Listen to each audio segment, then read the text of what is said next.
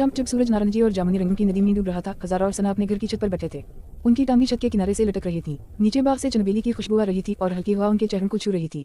वो अपने छोटे छोटे ख्वाबों के बारे में बात कर रहे थे, वो जगहें जहाँ वो जाना चाहते थे, वो कहानियाँ जो वो लिखना चाहते थे और वो मुस्तकबिल जिसकी वो उम्मीद रखते थे। अचानक आसमान गैर फितरी तौर पर खामोश हो गया। हवा रुक गई, परिंदे गायब हो गए, हर तरफ एक अजीब सी खामोशी छा गई। बादलों के ऊपर एक सियाह साया मरने और बल खाने लगा। आहिस्ता आहिस्ता वो एक शक्ल इख्तियार करने लगा। धुएं और चांदनी में लिपटी हुई एक डाइन आसमान से नीचे उतर रही थी। इसके बाल ऐसे तीर रहे थे जैसे पानी में हूँ, और इसकी आंखें बचते हुए अनगारों की तरह चमक रही थीं। वो जोर से हंसी, एक तेज गूंजती हुई हंसी। इसने हजार और सना के ख्वाबों का मजाक उड़ा। उनके कानों में खौफ सरगोशियों करने लगी।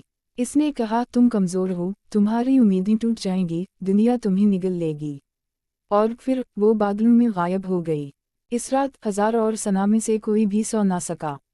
डाइन के अल्फाज और छत पर बना अजीब निशान उनके ज़हनों में गूंजतन रहा। कई हफ्तों बाद सना ने आईने में देखा कि उसका अक्स मुस्कुरा रहा है, जबकि वो खुद नहीं मुस्कुरा रही थी।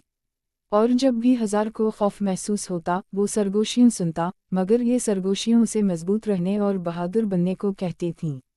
तब इन्हें एहसास हुआ, डाइन ने सिर्फ डराया नहीं था, इसने कुछ जगह दिया था। एक शाम जब पूरा चंद आसमान पर रोशन था, सना की हथेली पर वही निशान चमकने लगा। उसी लम्हे हजार के सीने में एक गर्म मजबूत रोशनी जाग उठी, जैसे एक जलती हुई शम्मा।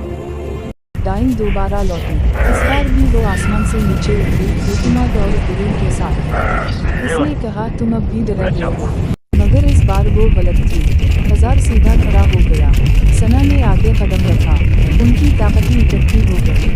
एक तेज रोशनी छत पर फैल गई। डाइन चीखी और धूम बिखर गई, हमेशा के लिए। जब आसमान दोबारा साफ हुआ, सितारे पहले से ज्यादा रोशन लग रहे थे।